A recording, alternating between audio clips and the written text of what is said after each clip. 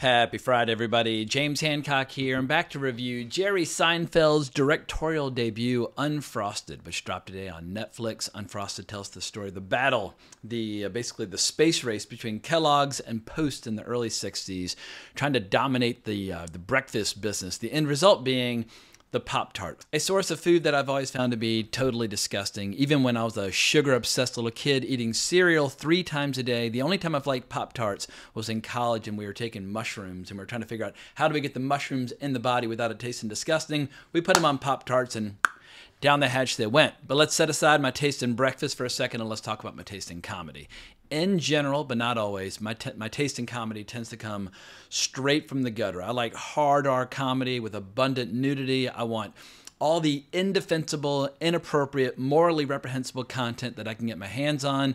And there are exceptions, of course. I'm a film history freak, so I've seen a lot of Charlie Chaplin. I've seen a lot of Buster Keaton. I've seen a lot of Marx Brothers, Preston Sturges. I love all that stuff. I can definitely appreciate different forms of comedy. But I was brought up on movies like Trading Places, and in general, that style of comedy is absolutely my sweet spot. But I make an exception for Jerry Seinfeld. I obviously watched his show back in the 90s, but I've seen him live. And this dude's been making me laugh for decades, so I can totally get on board with clean comedy when it's absolutely first rate. Or someone like John Mulaney or Jim Gaffigan, those guys go for clean comedy as well, and they can be funny as fucking shit when they want to be. And speaking of Jim Gaffigan, he's one of the best parts of this movie. But when it comes to Unfrosted, I think at best this movie can be described as kind of sort of mildly amusing. The movie has its moments and it looks great and the cast is fantastic. But there are really only a handful of moments throughout the entire movie where I found myself laughing involuntarily out loud. Like for me, mild chuckles or grins don't count. And also, people love to say like, oh, this is funny, that's not funny, blah, blah, blah. No one ever needs to say ever again whether or not something is funny, because if something is funny, people laugh and it's self-evident. Like we don't need anybody deciding for anybody else what is funny. If somebody hears a joke or sees somebody, stub their toe or whatever the case may be, slip on a banana peel, they will laugh if it's funny. But if you're interested, you should absolutely have a look for yourself, because at a minimum, it's going to pass the time for 93 minutes. And I know there are a lot of people out there who just love seeing what are the new shows and new movies on Netflix on any given Friday. So this week, it's Unfrosted.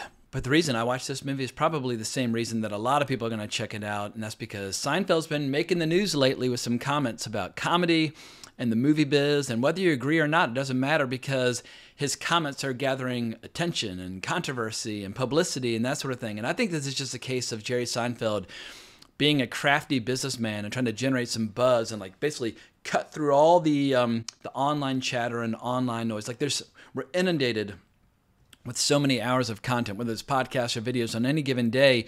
And for a movie to get your attention, something dramatic needs to happen. So I think Jerry Seinfeld said, you know what? I'm just going to throw out some potentially incendiary comments. And at a minimum, people will be talking about me and my movie for the next week. So let's start with his comments about the death of the movie biz. So he was discussing how he thought the movie business is over and how film doesn't occupy the pinnacle in the cultural hierarchy anymore. Disorientation replaced it. Yeah, I don't disagree, and I think it's kind of funny that he says disorientation replaced it, but if you just look at like pure, raw, hard data, the movie business is expected to generate roughly $8 billion in ticket sales this year in 2024. Well, compare that to the video game industry. Like the video game industry is 4 times larger than film and television combined. Or just look at YouTube. YouTube is expected to generate roughly $30 billion in ad sales this year. And obviously, YouTube is different from movies, but it's still visual storytelling in a lot of ways. But basically, YouTube is roughly 4 times larger than theatrical exhibition in North America. That tells you all you need to know about like where things rank in the cultural hierarchy. But now let's look at his comments about comedy, where people once again just absolutely lost their minds. But here's the headline of Variety. Jerry Seinfeld says TV comedy is being killed by the extreme left and PC crap and people worrying so much about offending other people. I mean, once again, even if you are angry by his comments, does anybody disagree that there are fewer comedies on TV these days? Like he was making references to shows like Cheers in the 80s or MASH in the 70s. Or like the number of millions of people that would watch those shows was just truly staggering. Or Friends in the 1990s, or whatever the case might be. I look more at comedy in movies, and obviously when it comes to comedy in movies, we're looking at a greatly diminished world. I recently did a video about 1999, and just in the year 1999, I could have made a pretty good top 10 list of just comedies and had a few that had to leave off the list. Like there are definitely fewer comedies being made, and the only real like I guess, legitimate reason or compelling reason I've heard is that when it comes to selling films internationally, it's much easier to sell a Marvel movie or a Jurassic Park movie or a Planet of the Apes movie or like anything sci-fi or superheroes.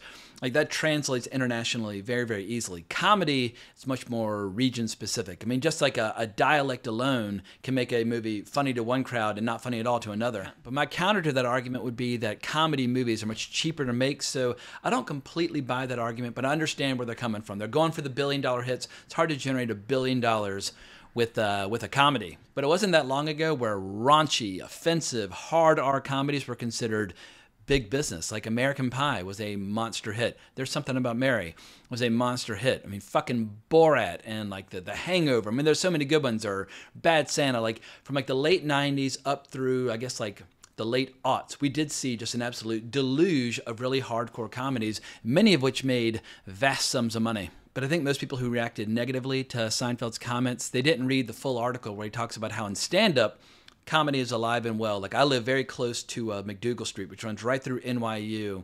And on any given night, you can walk into a comedy club on McDougal Street and you will see a comedian making fun of the overly sensitive NYU students in attendance. And those students will be laughing. So I feel like the culture wars, while they are alive and well, in a good comedy club with a good comedian, everybody kind of lets their hair down. They just have a good laugh at their expense, which is exactly what comedy is supposed to do.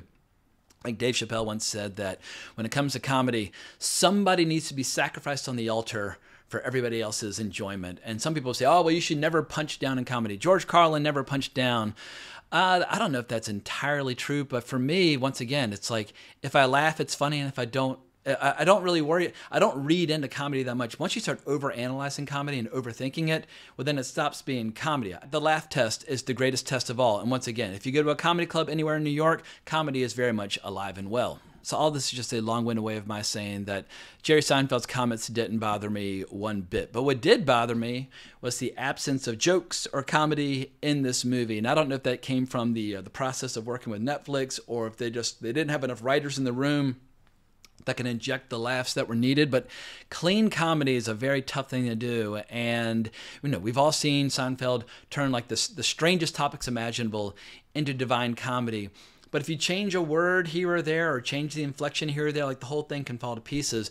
But there are some moments in this movie or some performances that I do want to call attention to. And let's start with Jim Gaffigan, who's yet another one of the kings of clean comedy. But he is fucking hilarious in this. Just little things. Like at one point, he's reading the newspaper to start his day, and remember, this is the early 60s, and he goes, oh, Vietnam, like that sounds like a great idea. And I just started howling with laughter. But in the early 60s, I'm sure there were plenty of titans of industry that would open up the newspaper and say, war in Vietnam, like sounds like a great idea. But just his timing, his delivery, if you break it down too much, it'll stop being funny. But I laughed, and I laughed hard when he delivered that line.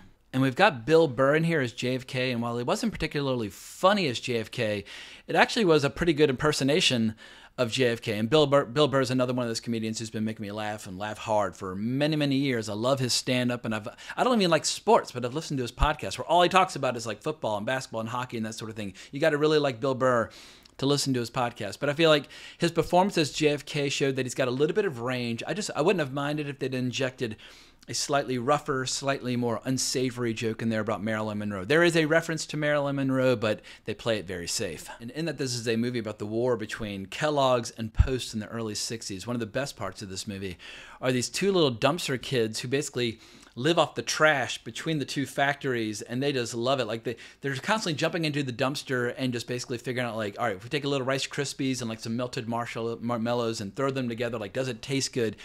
And the jokes are so gross, but at the same time told in such an innocent fashion that I did find myself howling with laughter that Seinfeld's basically acknowledging that whether you're talking about Post or Kellogg's, they are selling junk food. They are selling trash. But if you add enough candy-coated, flavor or sugary frosting or whatever the case might be, kids will stuff it down their face, like, by the fistful. So I thought that was a great ongoing gag. I doubt either Kellogg's or Post signed off on that particular gag. But maybe my favorite surprise of all, and this is definitely a major spoiler. If you don't want any spoilers and you plan on watching it, bail out now. But John Hamm and John Slattery show up and they recreate their roles from Mad Men in a basically an advertising meeting for the folks at Kellogg's, and it was just fucking divine. I mean, I was never like a Mad Men fanatic, but I did watch I think the first 6 seasons. For whatever reason, I didn't watch the last season. I think there are 7 seasons total.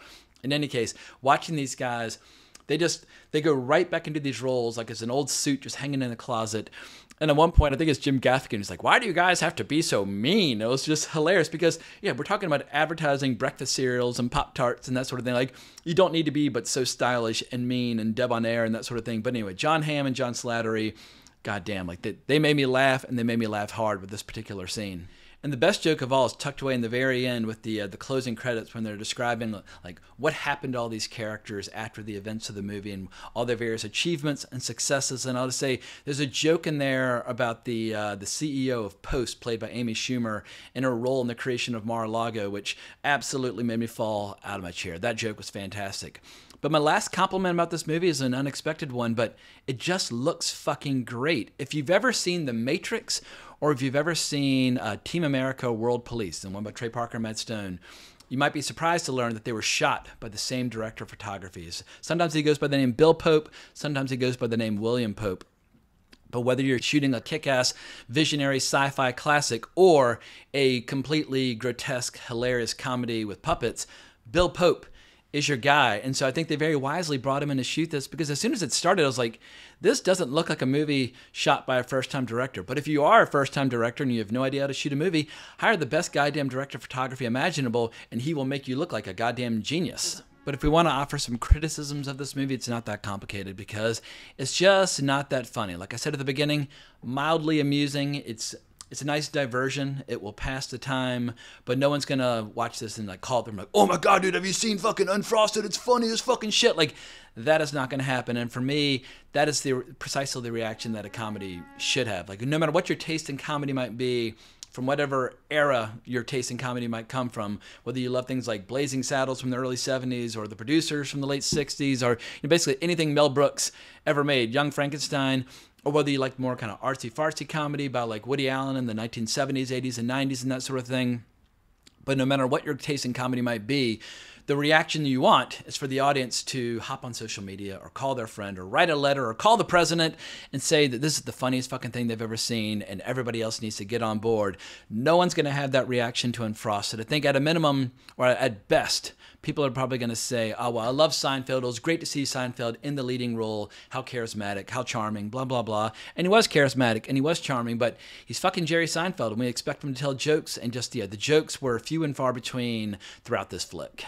But just to end this video on a positive note, I'm going to end it with a shameless plug. If you are looking for recommendations for some of the raunchier comedies that I prefer, the kind of comedies where your substitute teacher or your boss or your grandmother will wag her finger in disapproval and say, well, you shouldn't be laughing at that. That's not funny. Well, this will be the video for you. But it was funny as how some of the people who wag their finger in disapproval are usually the first people to laugh at something inappropriate. Like my grandmother, may she rest in peace, used to always say, like, oh, you can't talk about this. Like, how dare you? Shame on you, blah, blah, blah. But the moment somebody would mention like a fart in her presence or underpants or something totally scandalous, she would like start kind of collapsing, because she would have like this enormous amount of laughter like roaring up through her system. So much so that it would threaten to kill her on the spot. Like, Giggy, like, calm down, like, stop laughing. We're going to have to take you to the hospital. And so I always feel like methinks the maiden doth protest too much when people are constantly complaining about how something goes too far or the joke was punching down or any of that kind of stuff. If you laugh, it's comedy, and I like raunchy comedy. I make no apologies about liking raunchy comedy, and so, yeah, if you like raunchy comedies too, well, then this video is for you, which I'll be linking down below. But that's all I've got to say for now. Hope everybody has a great weekend. Hope everybody has some good flicks on the agenda. And speaking of comedy, Fall Guy is pretty funny. I'll leave a link to my review for The Fall Guy as well. I saw it a couple weeks ago back at CinemaCon. But if you enjoyed this video, please consider liking the video, subscribing to the channel, hitting that notification bell, but more importantly, as always, onwards and upwards.